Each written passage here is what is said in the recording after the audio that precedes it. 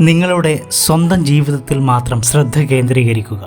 നിങ്ങൾക്ക് എല്ലായ്പ്പോഴും സമാധാനം ലഭിക്കുന്നതാണ്. വെല്ലുവിളികൾക്ക് മുൻപിൽ പകച്ചുനിന്ന് എനിക്ക് അതിന് കഴിയില്ല എന്ന് വിധിയെഴുതി പിൻവാങ്ങുന്നത് വിഡ്ഢിത്തമാണ്. ജീവിതത്തെ നിങ്ങൾ ആത്മാർത്ഥമായി സ്നേഹിക്കുന്നുവെങ്കിൽ സമയം പാഴാക്കരുത്. കാരണം സമയമാണ് നിങ്ങളുടെ ജീവിതം.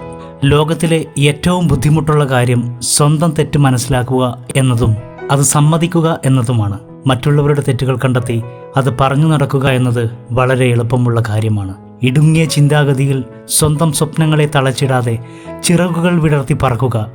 പുതിയ ആകാശങ്ങൾ നിങ്ങൾക്കായി തുറക്കപ്പെടും. മറ്റുള്ളവരുടെ തെറ്റിൽ നിന്ന് പാഠങ്ങൾ പഠിക്കുക. അത് നിങ്ങളുടെ വഴികൾ നേരെയാക്കാൻ സഹായിക്കും. പ്രശ്നത്തെ നേരിടാനുള്ള കെൽപ്പും താൻ എടുത്ത തീരുമാനത്തിൽ അടിയുറച്ചു നിൽക്കാനുള്ള ആർജവവും ഓരോരുത്തരിലും ഉണ്ടാകും. ഓരോ ചെറിയ അവസരത്തിനായും തിരയുക. പരാജിതൻ എല്ലാ കാര്യത്തിലും ബുദ്ധിമുട്ട് കണ്ടെത്തുന്നു. എന്നാൽ ഒരു വിജയി എല്ലാ പ്രതികൂല സാഹചര്യത്തിലും അവസരം കണ്ടെത്തുന്നു. നിങ്ങൾ തുടക്കത്തിൽ പരാജയപ്പെട്ടേക്കാം, ഇടയ്ക്കിടെ പരാജയപ്പെടും. പരാജയത്തോടെ മുന്നേറുക. അന്തിമ വിജയം തോൽവിയിൽ മനം നൊന്ത് പിന്മാറാത്തവർക്ക് വേണ്ടി മാത്രമുള്ളതാണ്.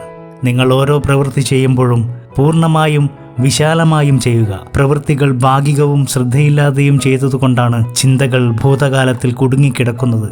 നമ്മൾ മറ്റുള്ളവരെ സ്നേഹിക്കുന്നത് പോലെ അവർ നമ്മളെ സ്നേഹിക്കുമെന്ന വിശ്വാസമാണ് ലോകത്തിലെ ഏറ്റവും വലിയ അന്ധവിശ്വാസം. ജീവിതത്തിലെ എല്ലാ കൊടുങ്കാറ്റുകളും നിങ്ങളെ തകർക്കാനുള്ളതല്ല. ചിലത് നിങ്ങൾക്ക് മുന്നോട്ട് പോവാനുള്ള വാതിലുകൾ മലർക്കെ തുറക്കുന്നവയായിരിക്കാം. ജീവിതത്തിലെ ഒരു ദിവസത്തെയും വെറുക്കരുത്. നല്ല ദിവസങ്ങൾ സന്തോഷം തരുന്നു. മോശം ദിവസങ്ങൾ പുതിയ തിരിച്ചറിവുകൾ നൽകുന്നു.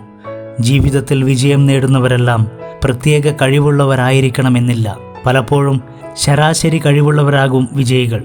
എന്നാൽ സ്ഥിരോത്സാഹവും ക്ഷമാശീലവും അവരെ ആത്യന്തിക വിജയത്തിലേക്ക് എത്തിക്കും.